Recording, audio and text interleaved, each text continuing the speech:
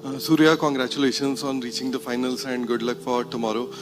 मैं ये पूछना चाहता था, वरुण चक्रवर्ती का फॉर्म इस फाइनल में जाने से पहले कितना क्या चिंतित करने वाला है, और क्या हम 11 में कोई बदलाव देख सकते हैं? नहीं, चिंतित करने वाला बिल्कुल नहीं है। मैच जीत गए हम लोग, एक टीम स्पोर्ट है, अब कलेक्टिव सब लोग एफर्ट देते हैं तो ही आप मैच जीतते हो। तो अगर एक बार हम मैच जीत गए तो हम इतना ज़्यादा सोचते नहीं किसी के बारे में, बट ये तो ऊपर नीचे चलते रहता है। अब 11 लोग हैं, 11 लोग में से अब सबका दिन तो अच्छा नहीं होगा, कभी किसी का ऊपर नीचे हो सकता है, बाकी लोग कवर करने के लिए है उसके लिए।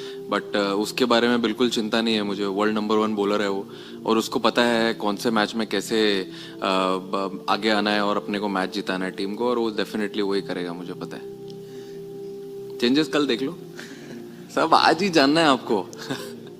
सूर्या, अगर बैटिंग के पॉइंट ऑफ व्यू से देखेंगे तो we have had good games since the Chennai game. तो कमिंग इनटू दिस फाइनल, अगर आप देखेंगे ऑफ स्पिन के खिलाफ हमने 15 विकेट खोए हैं इस टूर्नामेंट में, और स्ट्राइक रेट भी is hovering around 120 odd.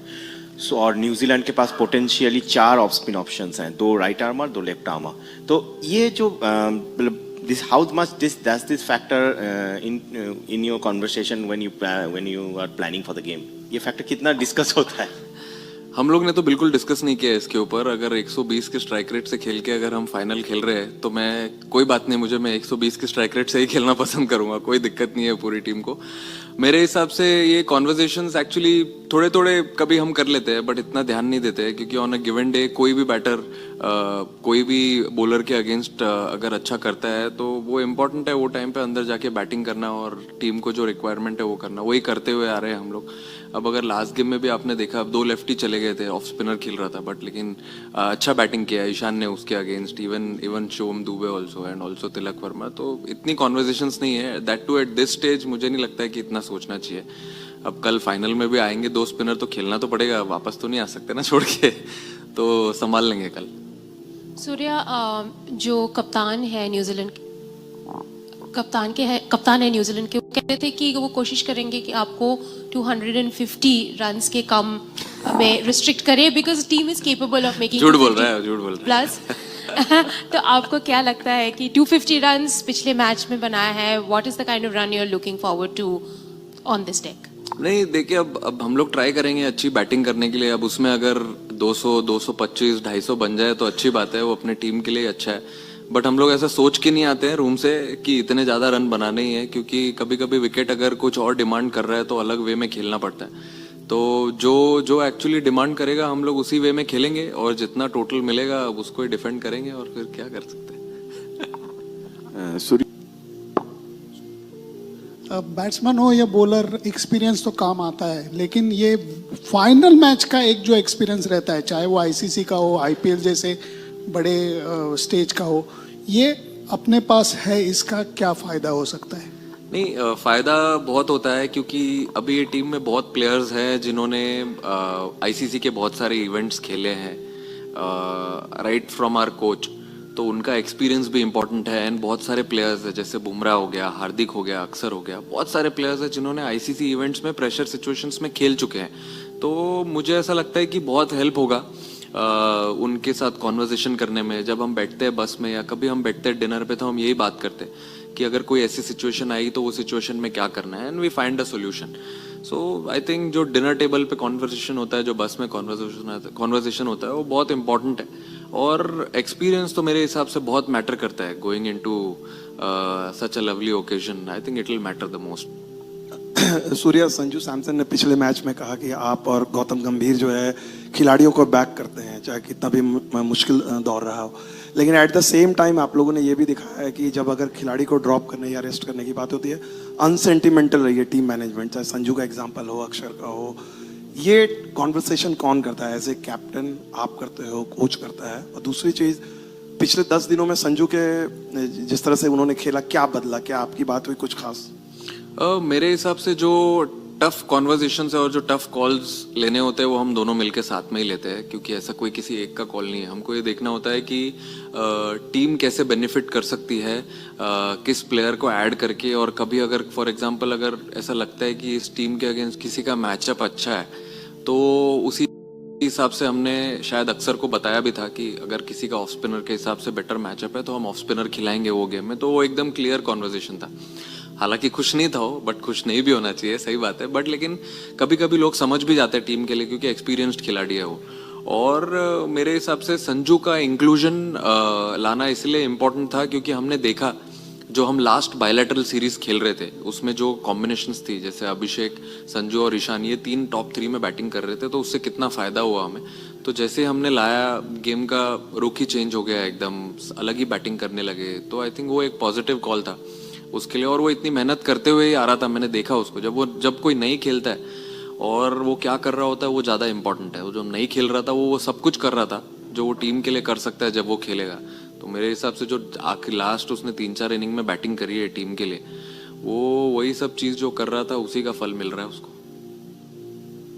Surya, आपने बहुत आईसीसी फाइनल खेले हैं, आईपीएल के भी फाइनल खेले हैं रोहित की कैप्टनसी के अंडर, और पर इस बार वो फाइनल खेलने का प्रेशर आप पे सिर्फ एज अ बैटर नहीं है, लीडर कैप्टन भी है।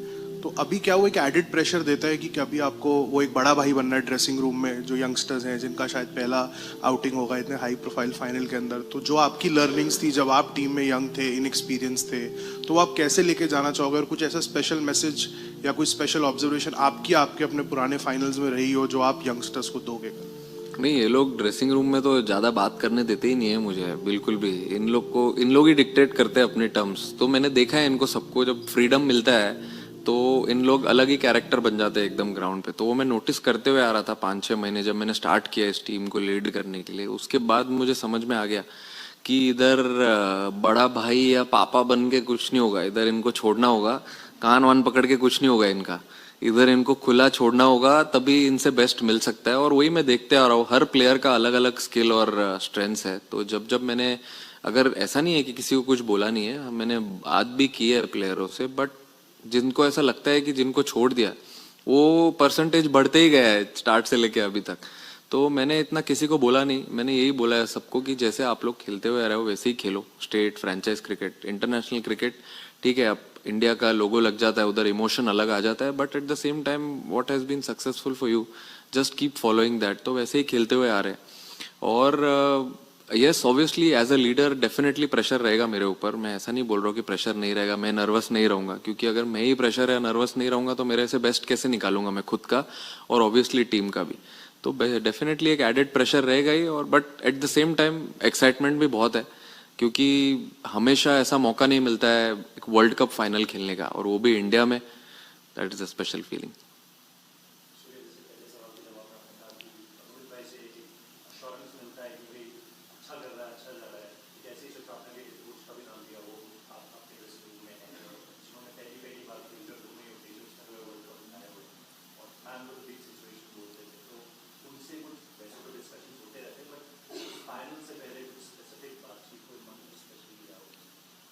उनका बस चले तो वही पैड पहन के आ जाए।